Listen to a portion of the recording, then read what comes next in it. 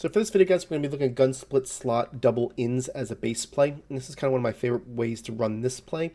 It really has some nice angles with this A and the B, and I do like that against man coverage and some other stuff. But the way I like to run this is a little bit different. I like to block my tight end.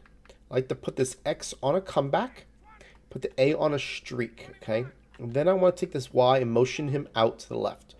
And what that does is basically gives a nice high-low with the comeback and the hitch.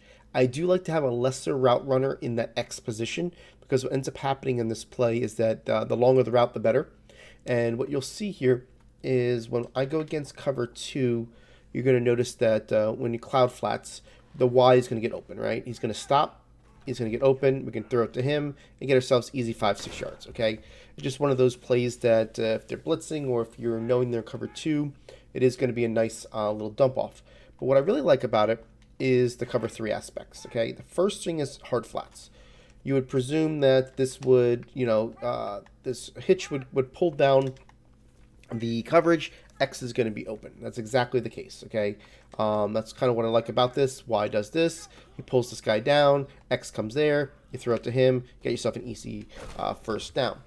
Now, what's nice about this route is that it also pulls down cloud flats when it comes to cover 3. So that's why I really like this, because you can kind of go against a cover 3 and know that you can get this open. Now, the one thing it does relieve is pressure from the left side, because there's not a blocking player on that side. You know, if they're doing a contain blitz from the left, you're definitely going to want to flip this and run this to the right hash when you have the opportunity. But, that's the only thing you have to worry about on this. And then what you're going to do here is watch how the Y will pull down the cloud, and then you're going to be able to throw it to him. So it doesn't matter if it's cloud or hard flats, you're going to have good success. Now, I'll show it to you real quick with just normal curl flats, just so you can see basically all aspects of it. So, you can see here with this guy over. And then the reason why I put the B and the A on this route, I'll show you in a second. But this is against curl flats. You can see, again, this guy is going to back up. You're going to throw it to him, and it's going to look and feel like cover 2, okay? So it's not something that's going to be a hard read for you. But for most people aren't playing those curl flats unless you're playing against the computer or, somebody who just wants to mix things up. However, if they do, that's going to be a really easy read for you. So I want to make sure you saw that, right? Now, why I do what we do on the right side is basically to make sure that we've got some outlets. If somebody wants to do something like this, where they're in that type of coverage, and they notice that they have to go all the way to the left-hand side, you want to make sure you have that back route. You're basically looking here, they're going this side with it. Okay, now I'm going to hit this B. This B is a really nice route, to be honest with you. It's something that I do like.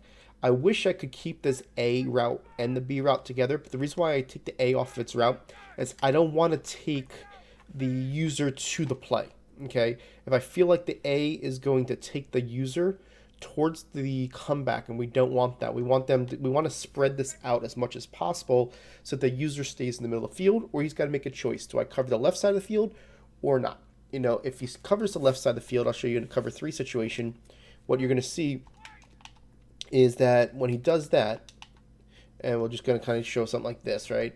He tries to go because he sees nothing's going on the right side of the field. You're waiting for the cut in. You're throwing it right there. It's a really nice route that you can kind of throw it on its break a little bit when the user isn't in that lane. A lot of times they're going to pinch to the middle. This is a little bit drastic that he's running all the way to the left. But if you get him on the left hash mark because you're trying to figure out what's going on here, obviously we can easily hit that seam. But for the most part, let's just say that they gave up the seam or they had someone manned up or whatever the case is.